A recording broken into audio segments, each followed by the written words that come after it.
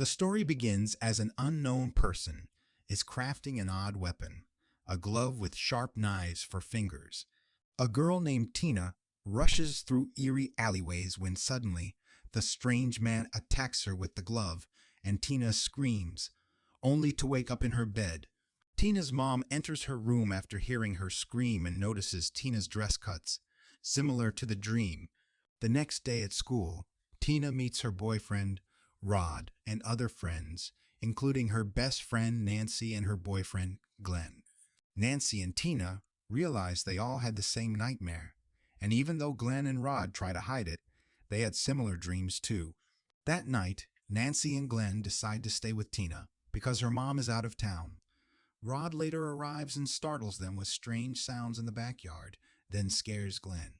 Rod and Tina go upstairs to make love, while Nancy and Glenn sleep separately downstairs. As they all fall asleep, strange things start happening. In Nancy's room, the wall above her bed seems to change shape, like a human figure leaning out of it, but she doesn't notice with her eyes half closed. When she wakes up, the figure vanishes. Meanwhile, in the room where Tina and Rod are sleeping, Tina hears noises at the window. Someone is throwing rocks at the glass in the backyard. Tina realizes it's the same person who's been trying to scare her in the nightmares. She goes into the backyard, where a mysterious voice leads her into the alley, just like in her dream. Then her stalker appears as a man in a hat, a dirty red and green striped sweater, and a glove with knives for fingers. He teases Tina by laughing and whispering her name. His arms stretch unrealistically, blocking the entire alley and her escape. Tina retreats into her backyard, and the figure jumps out again, this time from behind a tree. The man uses the glove blade to cut his own fingers, and strangely greenish blood spurts out. Tina tries to make it into her back door, but the man grabs her, and she struggles with him. Tina screams when Rod wakes up, only to see Tina in bed screaming and crying like she is having a nightmare. He can only see Tina struggling and tries to help her, but she is being attacked by some invisible force. Her stomach is cut open, with 4 wounds like the blade gloves of the stalker. Tina is suddenly pulled away from the bed and dragged up the wall in a sinister way, over the ceiling, blood spurting everywhere. She eventually falls down dead on the bed, while Rod witnesses all this traumatization. Nancy and Glenn wake up from the screams barge in Tina's room, only to find Rod escape from the window. At the police station, Nancy is explaining what happened, and she's talking to Lieutenant Donald Thompson, who also happens to be her dad. Nancy's mom, Marge, and Lieutenant Thompson are divorced, and they greet each other with unfriendly tension. Rod seems like the main suspect in Tina's murder, but Nancy believes otherwise. Despite Rod's reputation as a troublemaker, Nancy is convinced he's not a killer. The next morning, as Nancy walks to school, Rod confronts her and pulls her into some bushes. He swears he didn't kill Tina, but before they can talk more, Lieutenant Thompson and his officers show up and arrest Rod. Nancy is upset that her dad used her to catch Rod and walks away. At school, tired Nancy falls asleep in English class and believes she sees Tina standing by the classroom door. Tina talks to her from a blood-soaked body bag, and Nancy watches it being dragged away by an unseen force. She leaves the classroom, follows the blood trail to the basement, and encounters a female hall monitor who scolds her for not having a pass. But as Nancy walks away, the girl's voice changes to a man's, and she brandishes the strange knife glove while laughing. Nancy continues into the basement and faces the killer, dressed in a similar sweater and hat.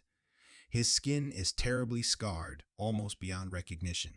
He traps Nancy in the boiler room, taunting her.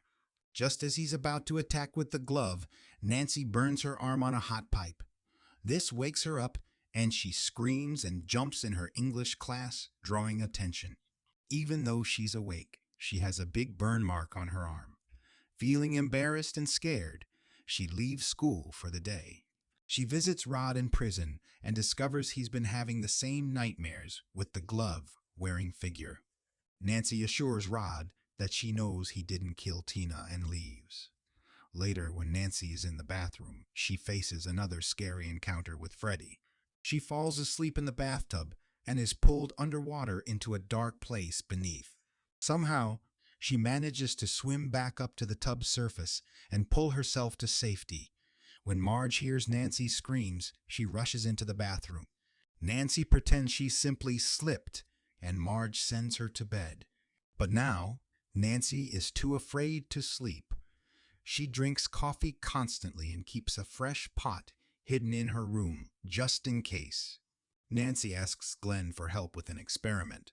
She asks him to keep a watch on her while she sleeps and has a nightmare.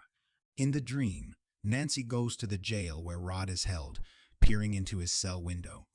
Rod is asleep, and she sees the killer approaching him, walking right through the cell bars. Nancy calls for Glenn, but he's gone, and instead the voice of the killer responds, saying, "I'm here, Nancy." He chases her back to her house, where she finds her stairs have turned sticky. The killer smashes the front door window, wearing Tina's face as a mask and mimicking her voice, begging for help. Nancy wakes up, furious, to find Glenn asleep next to her bed, despite her asking him to watch for nightmares. Nancy and Glenn rush to the jail to see Rod, as Nancy is convinced the killer will strike. Right on cue, before they can intervene, Rod's nightmare becomes real, and an unseen force tightens his bedsheets around his neck, hanging him in his cell and breaking his neck. Lieutenant Thompson doubts Nancy's claims about being haunted in their dreams, thinking Rod hanged himself. Both Marge and Lieutenant Thompson share a silent understanding about Nancy's accusations, but won't admit anything to her. Instead, Marge takes Nancy to a sleep clinic, where they watch over her while she sleeps. Nancy's nightmare is so intense that it messes up the monitoring equipment, and when they wake her, she has a sudden gray streak in her hair from fear. Nancy is also holding the killer's fedora hat for some reason, claiming she grabbed it from the man in her nightmare and surprisingly still had it when she woke up. Nancy's mom still denies that anything strange is happening and insists on Nancy getting some rest. Instead, Nancy shows her the fedora with a name inside, Fred Krueger. Marge says she doesn't know who that is, which makes Nancy angry. She talks to Glenn, who mentions that certain Zen masters could control their dreams. Nancy asks what they'd do if they met a monster in their dreams, and Glenn says they'd ignore it to take away its power. Glenn is surprised that Nancy thinks she might die because of a nightmare and that she's studying books about traps and survival techniques. Finally, Nancy's mom opens up to her and reveals the truth. She takes Nancy into their basement and tells her about Fred Krueger, a child murderer. When Krueger was caught, a legal mistake made the evidence against him unusable, so he was released from prison. Nancy's parents and others in the neighborhood took matters into their own hands, setting Krueger on fire and killing him. Marge retrieves Freddy's glove from the furnace, which she took the night they killed him. Nancy realizes that Freddy is seeking revenge, somehow reaching out from beyond the grave to haunt and kill them in their dreams. Nancy tries to warn Glenn to not fall asleep, but like everyone, Glenn's parents start thinking of her as a lunatic, unstable girl. They won't let her talk to him. She gets a taunting call from Krueger even after she disconnects the phone and realizes Glenn's in danger. She can't rescue him because her mom has put metal bars on all doors and windows. Glenn falls asleep and gets killed by Freddy, who pulls him into his bed and tears him apart, making a gruesome mess in his room. Now alone, Nancy must face Freddy or die. She calls her dad, saying she'll bring Freddy out of her dream for him to arrest. Dad doesn't believe her, but plays along to get her to sleep. Nancy sets traps at home to catch Freddy once she gets him. After saying goodnight to her drunk mom, Nancy falls asleep and goes to her basement, where she discovers a hidden door leading to Freddy's boiler room. Freddy's not there at first, and her alarm is ticking. When he attacks, they end up outside her house. Nancy succeeds in bringing Freddy into the real world, but she can't get her dad's help. The cop watching her house doesn't understand she needs assistance. Freddy chases Nancy throughout her house, and they end up in the basement. She sets him on fire there. Lieutenant Thompson breaks into the house and, together with Nancy, They're surprised to see burning footprints leading from the basement. They follow the trail upstairs and find Freddy holding Marge in her bed. When they uncover the bed, Freddy vanishes, and Marge is reduced to a charred corpse that disappears into the bed. Lieutenant Thompson is stunned by this supernatural event, but Nancy remains determined. She asks for a moment alone, and as Lieutenant Thompson leaves, Freddy reappears, emerging from the bed. This time, Nancy doesn't fear him and curses him. Freddy tries to attack her, but her lack of fear makes him powerless, and he disappears. Nancy leaves the bedroom and suddenly finds herself outside, dressed for school. Her mother, Marge, lovingly sends her off to school and promises to quit drinking. Glenn, Rod, and Tina arrive in Glenn's car to pick up Nancy. When she gets in, the car's roof suddenly closes over them, and it's red and green, just like Freddy's sweater. The windows seal shut, trapping all four of them inside. Marge, seemingly unaware, waves goodbye to the kids. Then, Freddy's arm smashes through a small window in the front door. In a strange twist, Marge's entire body is pulled through that tiny window, and she vanishes. Nightmare on Elm Street, released in 1984. Directed by Wes Craven, produced on a budget of approximately $1.8 million. This film introduced the world to Freddy Krueger, one of horror's most iconic villains, portrayed by Robert Englund. Freddy is known for his burned face, striped sweater, fedora, and razor-sharp glove. Film also marked the film debut of Johnny Depp.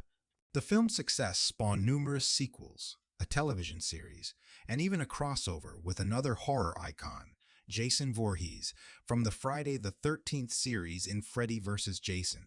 It is not just a horror film, it's become a significant part of pop culture. Thank you for watching. Subscribe if you'd like to see more videos like this. Turn on the notifications and leave a like to help the channel out.